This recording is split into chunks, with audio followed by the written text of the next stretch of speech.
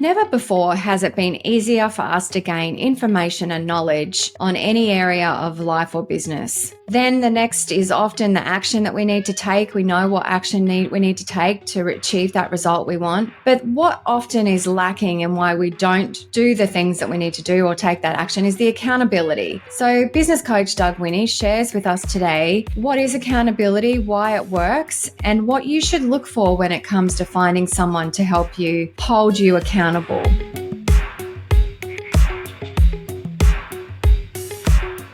Doug Winnie, business coach. Great to chat with you today. Thanks for joining. I'm so glad to be here, Michelle. Thank you for having me. Doug, tell me, why did you become a business coach? The why is an interesting question. I get it asked a lot.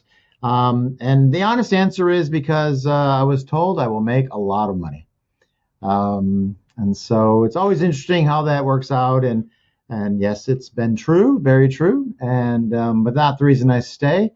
So, I sold a business and I retired a bit. And it was like, well, could you teach business owners to do the same thing? And I'm like, no, teachers don't get paid well, not respected like they should be. And then I was convinced otherwise. And so my objective was to become the number one in the world as fast as possible. I'm pretty sure that sales guy just said, just sign the check. Of course you can make it. But they didn't know me. So yeah, but I got in because of the money. I stay because of the people, the lives we change. So it's pretty interesting. Great. I love that. The lives we change. So let's talk about that. The lives we change. Business owners that you've worked with and people you get to talk to every day and thousands of lives that you've impacted. I know that you are in the top coaches in the world. So, what is it that you find is the one thing that gets the best results from working with all those businesses that you've worked with? Yeah, as I thought about what might be the best results or the biggest challenges, I think it's something when I got into coaching, I thought, everything we teach is available. Like it's out there. It's in the internet. It's in a book. Everything is available, yet people don't necessarily read it, don't learn it, and mostly don't implement it. And so one of the things, I guess, is the consistency of action, getting it done, getting the stuff done. So when I think of the three things we do, we teach, we motivate, and we hold them accountable. The last one, the accountability, is the real thing that people need more of so they can have greater success. Wow. I love that. So accountability and like teach, you're right. Like there's endless, books that you can read now, YouTube videos, etc., that people can find what they're looking for on the internet today. But are they taking the right action, and are they accountable, or is someone holding them accountable to that? So the teaching I get, the action I get, we all know that we need to take action. What are the action steps that we need to achieve the result we want? Accountability. Talk to me about accountability, because what is accountability? Well, accountability is exactly the same as if you have a fitness coach at the gym or you don't have a fitness coach at the gym. The fitness coach, they'll tell you what to do. They tell you the form to do it, and they tell you how many reps to do it. So they're the experts at you getting fit, and they make sure you're doing it right. It's the same thing in business coaching. We know the right things to do. We know the right order to do, and we make sure it gets done. And so if you don't have that, humans are lazy. I'm lazy. We're not going to do what we need to do. There may be 1% or much smaller that really do what they need to do, but they still don't necessarily overachieve. They don't necessarily do the hardest things. I remember learning about networking, and I'm like, I don't want to network. But with my coach, helped me make networking fun, make me understand why I do the networking, help me change people's lives because I go out and I do networking. And so without that accountability, I'm not going to do it. And I know most people aren't. And so, whether it's, you can do 3 more push-ups, or you can make 3 more phone calls, or you can ask for the sale, or you can measure your marketing results. All those things most people just don't want to do. So yeah, accountability. No, No accountability, no action. So when you look at accountability and like, what is the right accountability partner for some, like, I've heard before someone, people say, find a friend to hold you accountable or a buddy system where you hold each other accountable. What is the right criteria for someone that you're looking for to hold you accountable? Well, first, I think they have to have experience. They have to have knowledge. They have to know the know-how, right? Because if you're holding somebody accountable to do the wrong things, then they don't get any results, and then they're not very happy. They don't necessarily stay. So really, it's the knowledge is really critical. The system, the processes that are in place are absolutely critical. And then learning, I've been doing this now 14 and a half years. So learning what is someone's limit.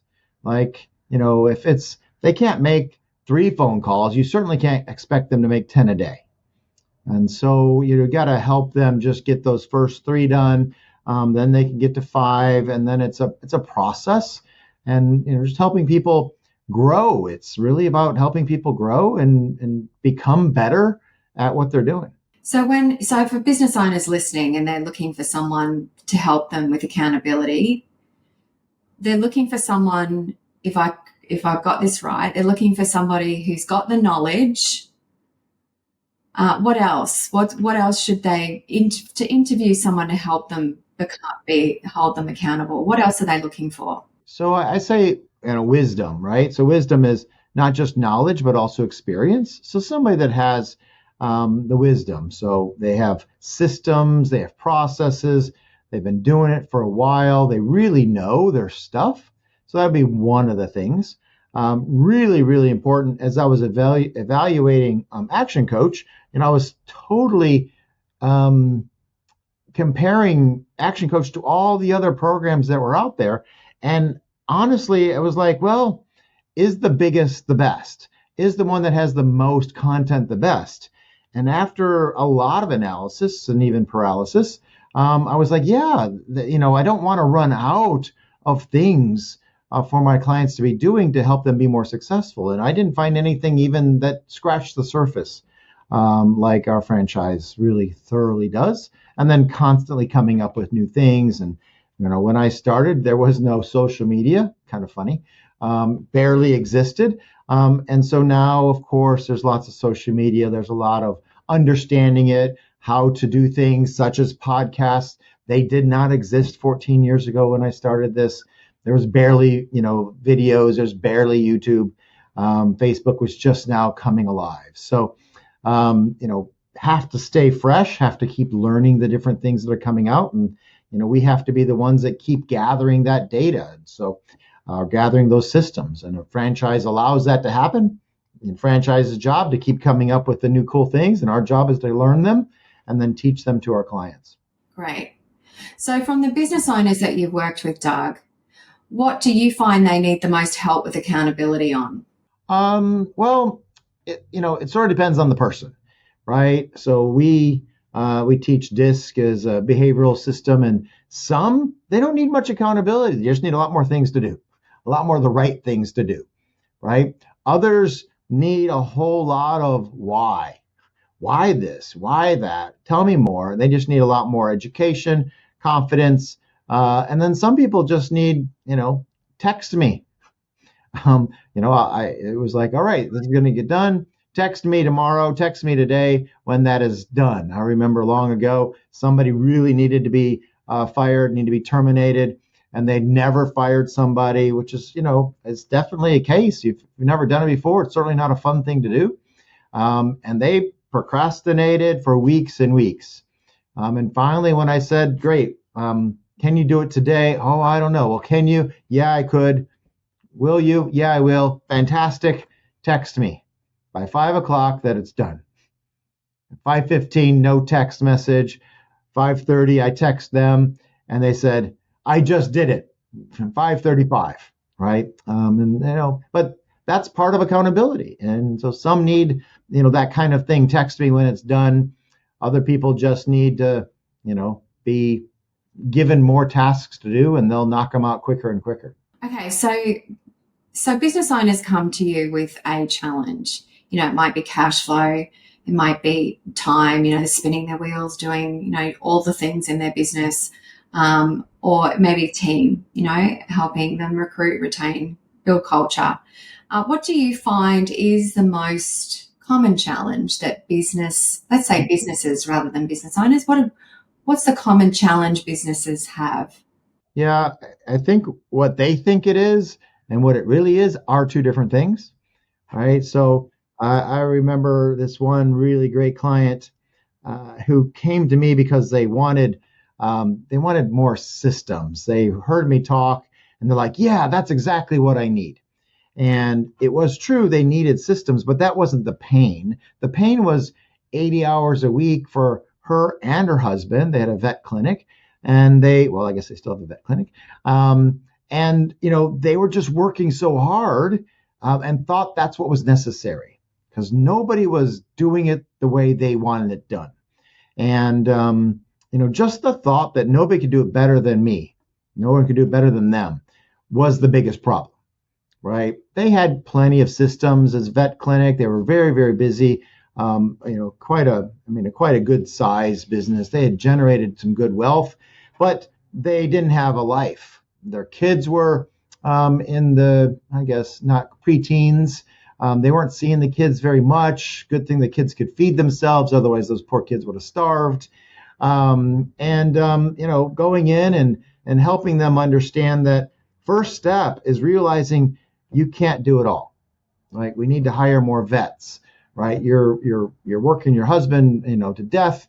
He's working, literally 6 days a week, 10, 12 hours a day. And that's just seeing animals. And she was running the front office.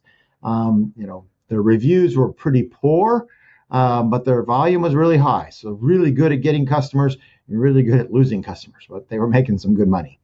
Right. And is that why they thought they needed systems? Well, they thought they needed a system to get more customers. They thought they needed systems so that they could see more patients, so that the vet could see more people. And no, that really wasn't true. They needed systems to hold their team accountable. They needed a system of how to open the clinic, how to close the clinic, how to clean the clinic, how to walk a dog. All the different things that are just common sense to the owners aren't common sense to employees. And so the systems weren't very difficult to create. They're very quick at that. But the accountability, holding the team accountable to the system, became a really big challenge. And so, helping them with those kinds of things was really, really important. So, not enough time in a day to get it all done, not enough time to create the systems. Letting go of a lot of things is probably the biggest, challenge, as the E-Myth talks about. Everybody, has a job and they stick to it and they won't let go. So how did you help them with accountability with their team? Well, I guess it's creating new habits, right? And so, and that's what we do is we, help them have a understanding of what needs done and then make sure they get good at it, right? And so, in this case, one of the owners was a bit too direct, too much of a boss, not much of a caring person. And so it turned out that they needed that skill. They needed to ask better questions. Don't be so impatient. Teach more. We do a lot on helping people hire based on attitude first, skills second. And every single time that they wanted to fire somebody, I always ask, what's their attitude like? Oh, they have amazing attitude. Okay, then you got to become a better teacher. I'm tired of teaching them. They're not listening. I'm like, well, no, you're not teaching well. Communication's a two-way street.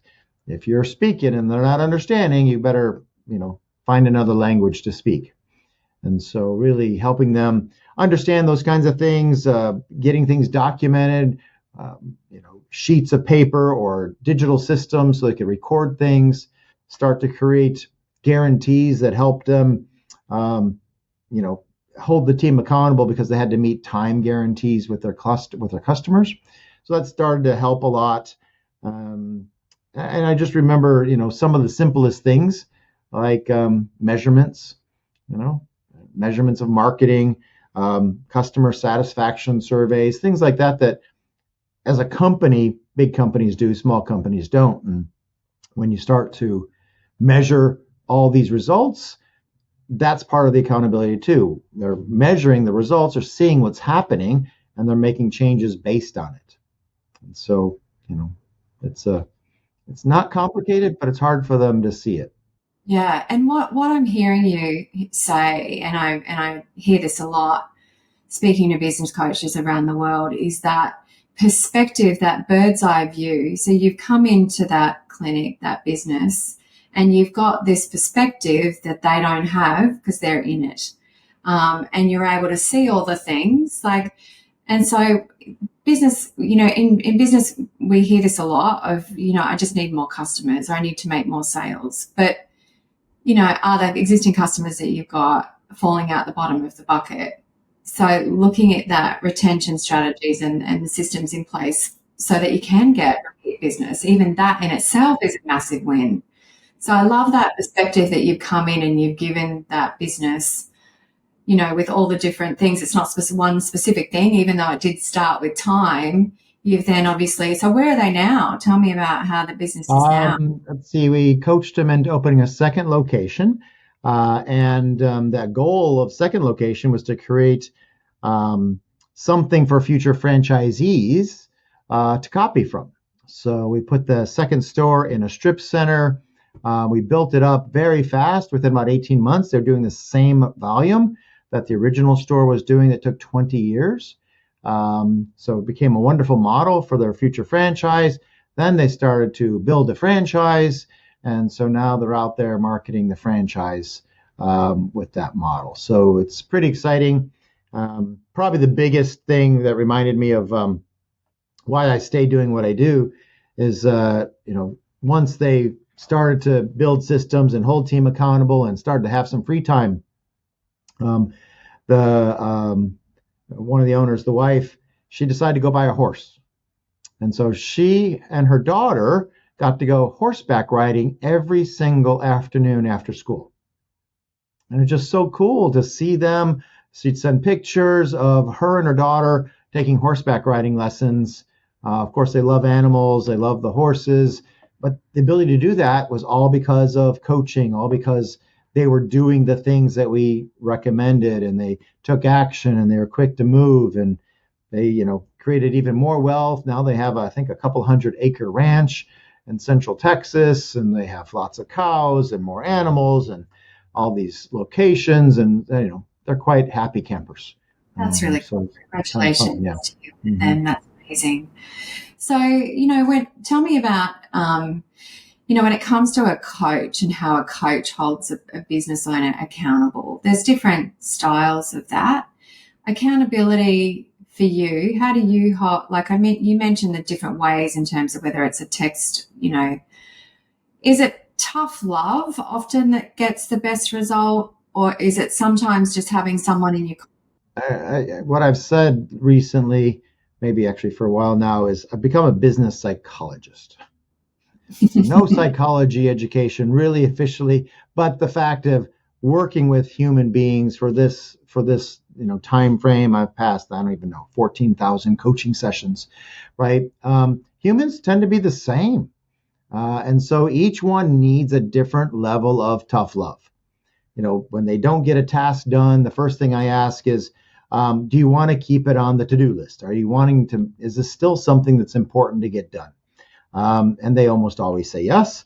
And I say, okay, great. So now I've learned to help them chunk it down. So okay, so getting, those, whatever that task might be, maybe it was, 10 calls to strategic alliances, right? I set up 10 calls to strategic alliances. And that was too big of a task. So then we chunk it down to, all right, well, what can we get done in just this week? Rather than making all 10 calls. And they may go, well, how about I just make 3? And I'll usually go, because I've done this a while now, well, rather than doing that, how about we start with just telling me the 3 that you will call? Well, who are the 3? Not making the calls, just tell me who the 3 are, right? And they go, well, I don't have that yet. Okay, good. Well, that will be the the first step we're going to do, right? And so if you text me this week that the 3 are done, then I'll give you the next step. Right? Now, frequently they won't text, and by the next week they come in for coaching. They got it done that morning, which is also part of the frequency, right? People tend to do what's due the day before, I don't know, or the day of, right? So when people fall into the twice a month or once a month type coaching program, they just get less results because they do less. So I'm really a big fan of the weekly model. People tend to get done more that way. I do have clients that fit in the twice a month or once a month program, but still those that get it done weekly definitely have much faster results.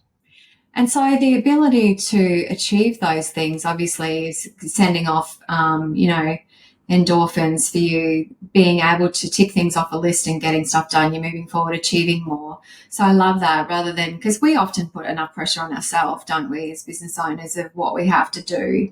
But having smaller, more measurable items on the to-do list can often be a better way of getting things done.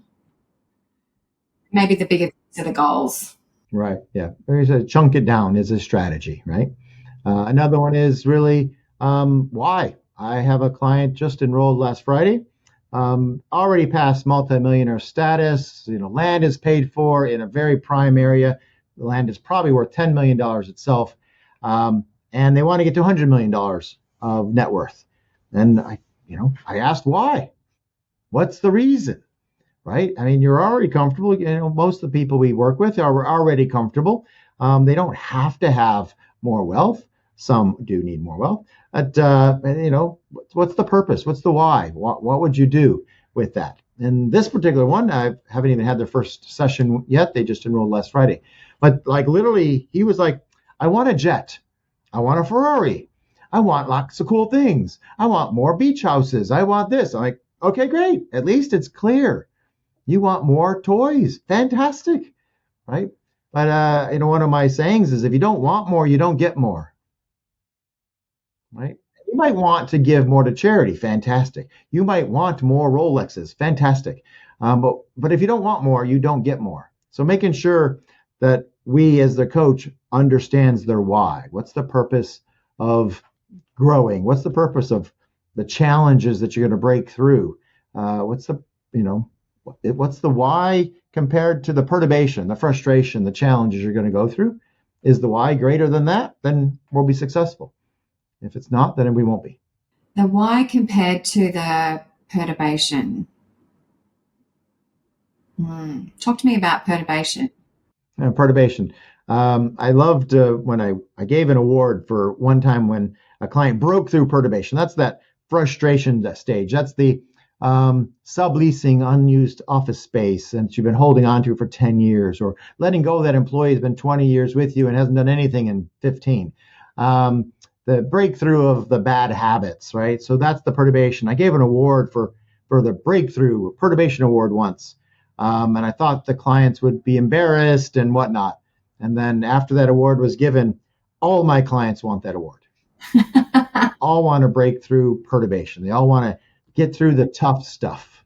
So it's an interesting, what we really want to do.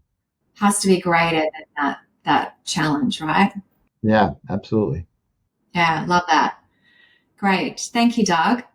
Okay, so 3 quick fire questions to finish. Are you ready? Question number 1, what's your favorite business book? Favorite business book is the one I wrote, Business Blind Spots. Business Blind Spots. Great. Love it. Good plug there. Great book, by the way. Number 2, who's been the best mentor or coach for you? Best mentor, absolutely Brad Sugars.